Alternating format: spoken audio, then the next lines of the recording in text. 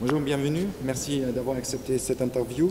Au Luxembourg, vous êtes plus connu comme le dragueur dans votre série Nos chers voisins. Ouais. Expliquez-nous un peu vraiment votre point de vue de votre personnage dans cette série. Alors, c'est quelqu'un qui retombe toujours sur ses pattes, qui est très très opportuniste, qui fait rien de ses journées. Enfin, je sais pas ce qu'il fait de ses journées en fait. Je pense qu'il fait rien, ou il regarde la télé, ou il joue à des jeux vidéo. Normalement, il est en fac, mais il y va pas.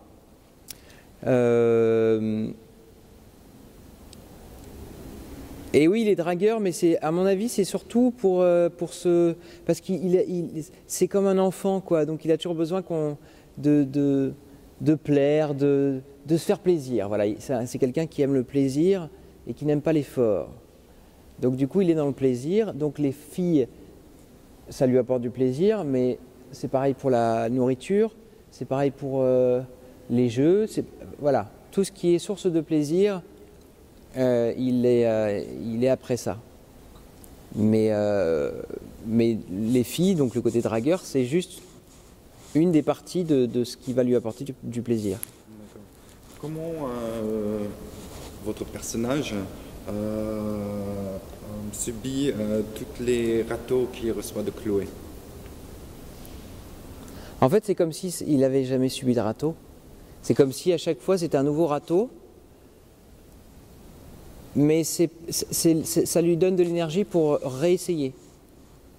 C'est pas du tout quelque chose non seulement ça ne l'épuise pas, mais en plus ça ne le décourage pas du tout, parce que c'est presque ce qui l'intéresse, j'ai l'impression, c'est l'invention. C'est par quel biais Chloé en particulier, donc la voisine, va réussir à craquer. Donc ce qui l'intéresse, c'est que telle histoire, ça n'a pas marché, telle invention, tel stratagème, ça n'a pas marché.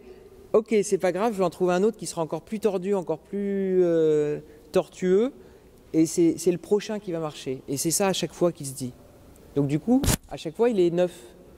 Et il est même rempli d'une nouvelle énergie qui est ce défi que représente Chloé, à chaque fois renouvelé.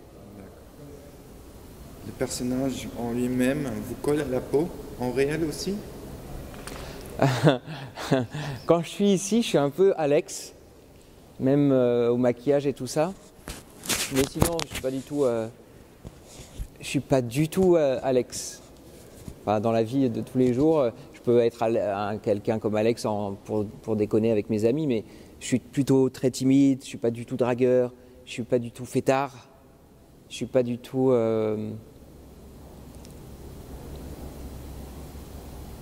J'ai presque l'impression que je ne suis pas complètement l'inverse, mais je suis quand même beaucoup l'inverse de ce mec-là en vrai. Et c'est pour ça aussi que je me vautre dedans aussi facilement et avec autant de plaisir, parce que c'est quelque chose que jamais j'oserais faire ce qu'il fait et jamais j'aurais envie de faire ce qu'il fait, parce que pour moi, il est très drôle à faire et je pense à regarder, j'espère qu'il est très drôle, mais humainement, il est horrible, quoi.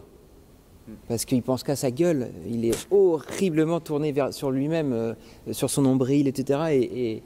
Et c'est drôle à voir, mais à mon avis, à connaître, c'est moins... Si vous avez des gens comme Alex dans votre famille, c'est pas un cadeau, à mon avis. Comment vous vivez aujourd'hui ce succès avec cette série? En fait... on ne se rend pas encore vraiment compte. Moi, je m'en suis rendu compte cet été parce on me regardait beaucoup dans la rue, etc. Donc c'est assez bizarre parce que moi, ça fait plusieurs années que je fais des trucs qui passent à la télé. J'ai eu des moments où on me reconnaissait, mais pas tous les jours. Et là, vraiment tous les jours depuis cet été, ça m'arrive vraiment souvent que je sens des regards. Mais à part ça, on sent pas. D'abord, on tourne beaucoup, donc du coup, on est tout le temps en studio. Et j'ai pas senti un bouleversement dans ma vie. C'est assez léger, quoi. C'est juste les regards des gens qui... Voilà, je sens que les gens connaissent ma tête. Donc ça, c'est un peu bizarre, il faut s'habituer. Et je pensais, comme justement Alex est très différent de moi, je me disais, de toute façon, à partir du moment où je serai plus dans le costume, même si ça marche, on me reconnaîtra pas, je saurais passer inaperçu. Et en fait, je me rends compte que pas du tout. Que même si je suis planqué, etc., et que je suis dans la vie pas du tout Alex, bah, j'ai quand même la même voix, j'ai quand même la même tête, j'ai quand même les mêmes cheveux.